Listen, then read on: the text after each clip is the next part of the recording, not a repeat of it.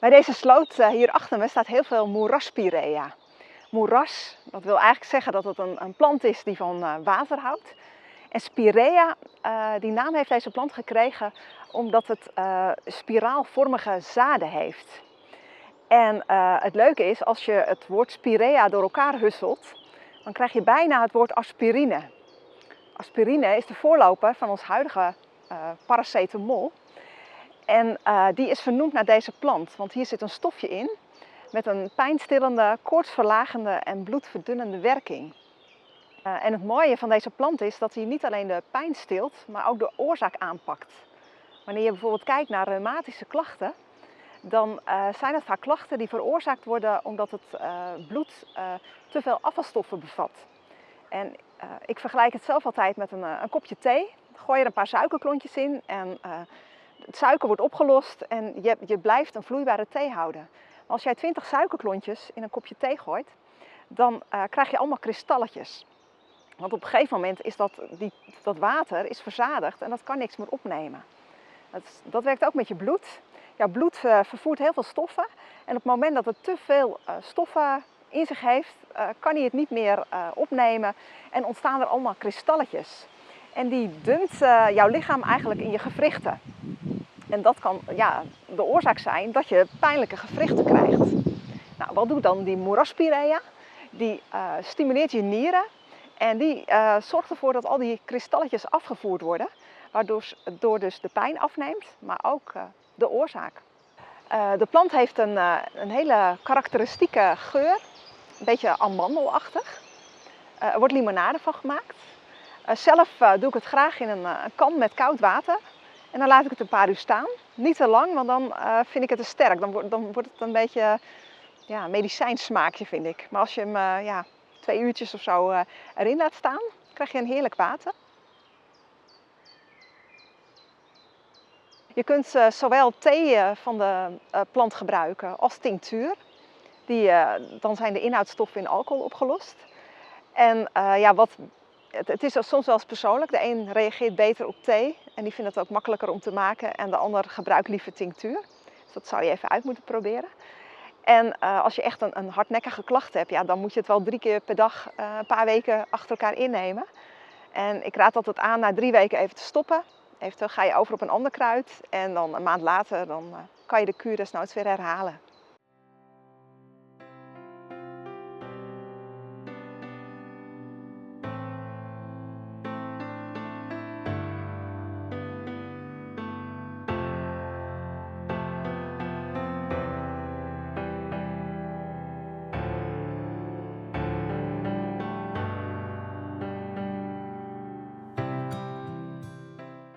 Ik sta hier bij de Grote Klis. En de Grote Klis is niet zo heel erg bekend in de kruidengeneeskunde. Maar we doen er wel best wel wat mee, omdat het een heel mooi kruid is om het bloed te reinigen. En ik zeg altijd voor de kale man is het altijd wel een uitkomst. Want het is een heel bekend middel bij haaruitval en kale plekken. En dat kan je dus zien aan dat bolletje. Ik heb hem hier zo. En als je dan ziet, hij heeft een beetje het uiterlijk van een hoofd. Met allemaal van die stekeltjes. Dus dat geeft eigenlijk aan dat hij voor de haargroei heel goed werkt. En je ziet het, hij heeft van die hele nare weerhaakjes. Maar dat zorgt eigenlijk voor dus dat de haargroei beter wordt. Ook laat de plant zien dat hij met die mooie rode stengel, dat hij op het bloed werkt. En deze werkt voornamelijk doordat hij de lever heel erg stimuleert op het schoonmaken van het bloed, maar ook de zware metalen die hij afvoert. Want inderdaad, dat stukje van die, met dat weerhaakje, dat hij laat zien, hij trekt eigenlijk alle vuil uit het bloed. En dan kan je denken aan bijvoorbeeld de cholesterol, maar ook zware metalen worden uit het bloed gezuiverd. Dus dat is heel mooi. Mooie eigenschap van deze plant. Er zijn niet zo heel veel planten die dat doen. Doordat hij het bloed goed reinigt, is hij heel erg geschikt voor mensen met psoriasis, met eczeem, allerlei huidklachten. Deze plant is een tweejarige plant. Hij geeft in het eerste jaar dus alleen maar bladeren. En het tweede jaar krijg je dus die enorme bloeistengel met die mooie rode stengel en die leuke bloemetjes eraan. Maar als je dus zelf aan de slag wil met de grote klis, dan moet je in het voorjaar, dus in het vroege voorjaar, dus voordat de plant heel veel bladeren gaat maken, in het tweede jaar dan, moet je de wortel uit gaan graven. En daarvan ga je thee zetten. Als je denkt van nou, dat is me allemaal veel te veel moeite, zijn er gelukkig ook nog allerlei internet, webshops waar je de wortel kan kopen. En daar gewoon je eigen theetje maken.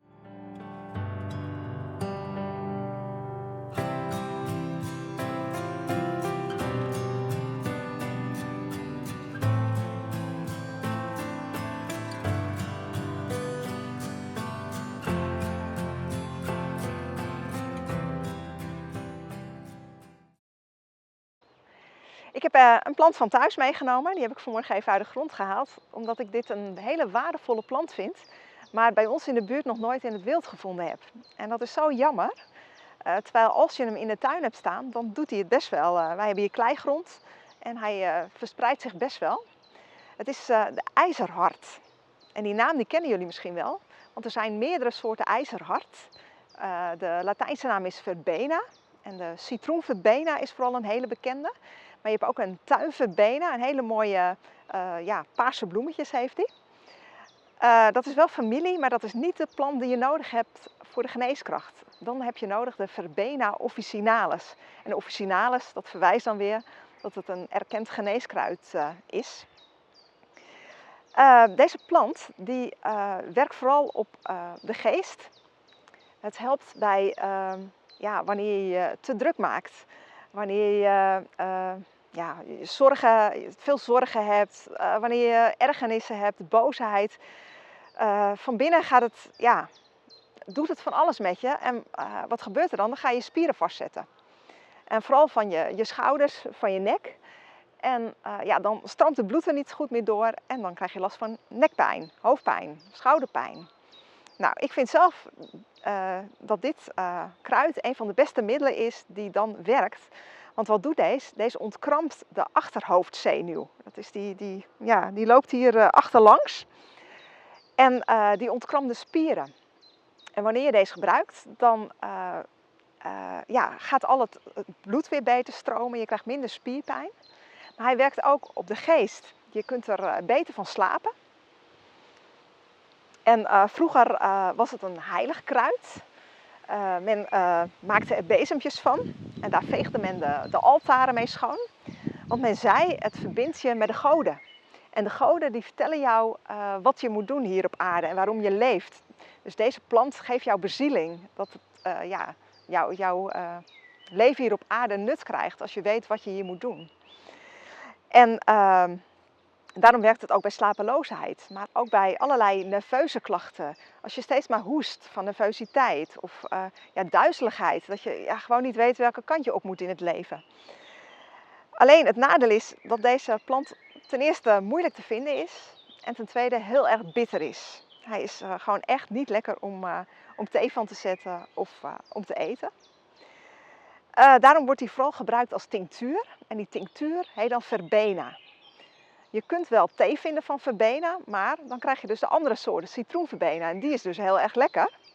Maar dit is de bittere variant en die is heel moeilijk om te krijgen. Maar toch raad ik je aan om te zoeken. En misschien dat hier wel iemand zit die een eigen bedrijf heeft. Die zegt, weet je, ik ga wel verbena plantjes vermeerderen. En ik zet ze te koop, zodat alle mensen een verbena plantje in de tuin hebben staan.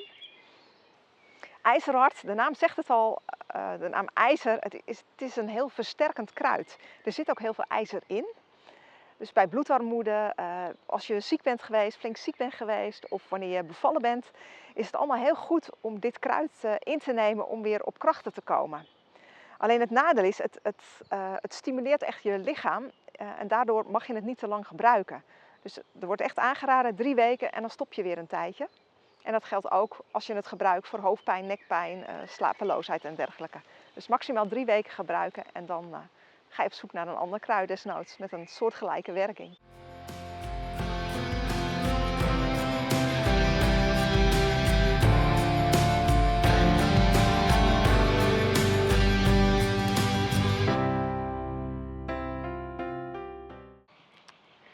Deze plant lijkt op de grote klis die ik net had besproken. Omdat hij dus ook van die stekeltjes heeft. Hier zie je hem nog heel mooi in het groen. En deze is al van vorig jaar. Maar ik heb hem altijd mooi ernaast, dan herken je hem goed. Hij is nu nog niet in de bloei. Normaal heeft hij van die grote klosjes, noem ik het altijd maar. En daaromheen groeien paarse bloemetjes in een rij, of in een cirkeltje. En iedere keer gaat het cirkeltje omhoog met hele lieve kleine paarse bloemetjes. De bijen zijn dol op. Het is echt een hele mooie bijen aantrekkende plant. Maar voor de kruidengeneeskunde is hij ook ontzettend waardevol, omdat hij heel goed kan helpen ondersteunen bij de ziekte van Lyme. En je kunt dat dan zien aan dat de plant een soort van borsteltje is. Je hoort hem ook helemaal raspen.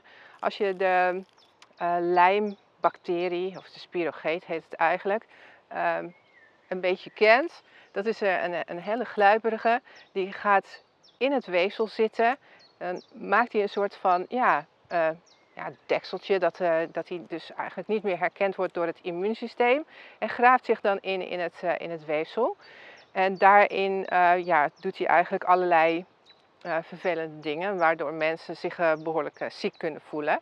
En wat doet de kaardebol? Als je die in zou nemen, dan kampt hij eigenlijk als het ware over dat weefsel, waardoor hij dus de bacterie naar boven kampt, waardoor het immuunsysteem hem dan toch weer kan herkennen.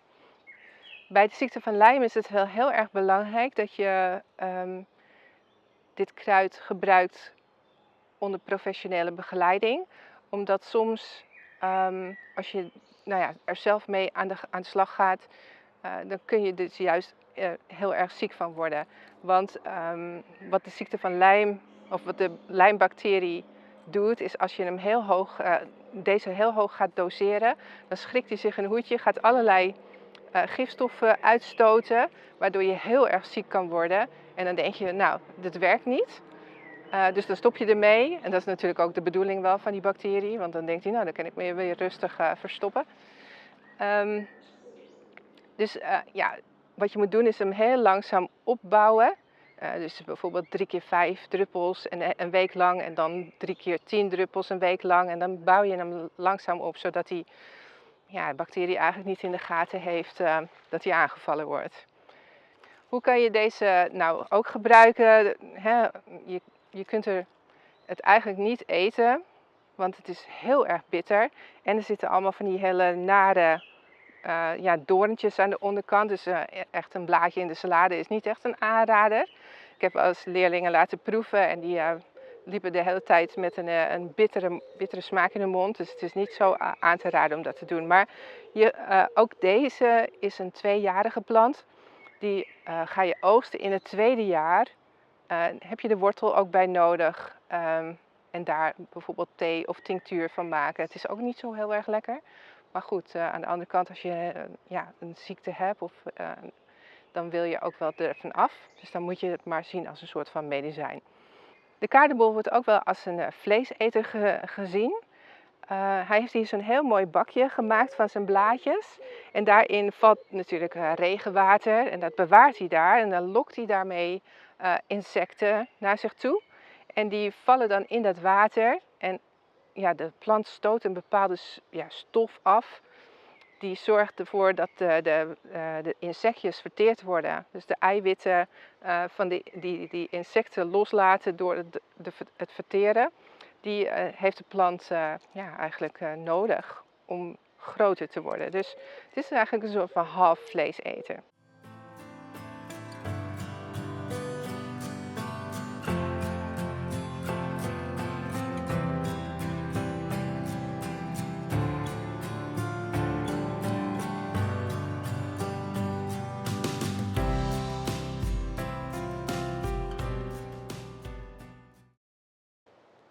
Nou, een andere plant die ik van thuis heb meegenomen is de agrimonie. Agrimonie, dit is de welriekende, oftewel hij ruikt echt heel erg lekker. Het is bij ons een vrij onbekende plant, hoewel je hem wel in het wild kunt tegenkomen. Maar in de buurt waar wij wonen in Noord-Holland zien we hem eigenlijk nooit. Maar als je hem eenmaal in de tuin hebt, dan heeft hij het wel naar zijn zin en hij kan zich wel verspreiden. En ik maak hier heel graag thee van. Of ik doe het in een kan met water en dan breng ik mijn water op smaak. Want het heeft een hele lekkere smaak. En wat deze plant vooral heeft, die bezit heel veel kiezelzuur, silicium. En dat heeft een versterkende werking. En hij is vooral goed voor kinderen met KNO-klachten. En toen ik nog met de opleiding bezig was, dat vond ik zo bijzonder. Ik had over deze plant geleerd en ik sprak op een verjaardag een mevrouw die zich best wel zorgen maakte. Want haar kindje, die 2 jaar was, de amandelen moesten eruit, want ze bleef maar verkouden. En toen zei ik tegen haar, kan je het niet een maand uitstellen? Zeg gewoon dat het niet uitkomt vanwege je werk. Ik zeg, probeer eens 1 maand agrimonie aan je kindje te geven. En wie weet slaat het aan. Nou, een maand later belde ze. Ze had de operatie helemaal afgezegd. Want de chronische verkoudheid bij haar kind was voorbij gegaan. En later sprak ik er nog eens. Ze zegt, het is ook gewoon niet meer teruggekomen. Dus het is echt een heel goed KNO-kruid. Keel-, neus- en oorklachten. Maar ook werkt hij op de spijsvertering. Hij werkt op de lever. Een licht leverreinigende werking. En op de huid. En waar ik hem ook vooral voor gebruikt heb, is voor fratjes bij mensen. Als ze last hadden van fratjes, dat kan te maken hebben met de lever. Dat de lever overbelast is. Je kunt er ook een crème van maken. En op plekjes smeren, ook op fratjes. Ik ben altijd wel blij met deze plant. Het is vooral goed voor kinderen die een zwakke weerstand hebben. En denk dan bijvoorbeeld als ze heel veel stress hebben of dat het door hun vaccinaties is gekomen. Dat je echt ziet dat hun weerstand daarna achteruit gegaan is. Dan kun je dit kruid dagelijks aan ze geven. Je kunt er elke dag thee van maken. En je mag het best mengen met een ander kruid. Maar het werkt heel erg versterkend door dat kiezelzuur. En er zitten ook nog vitamines in. Dus dit is echt wel een kruid wat elke ouder zou moeten kennen.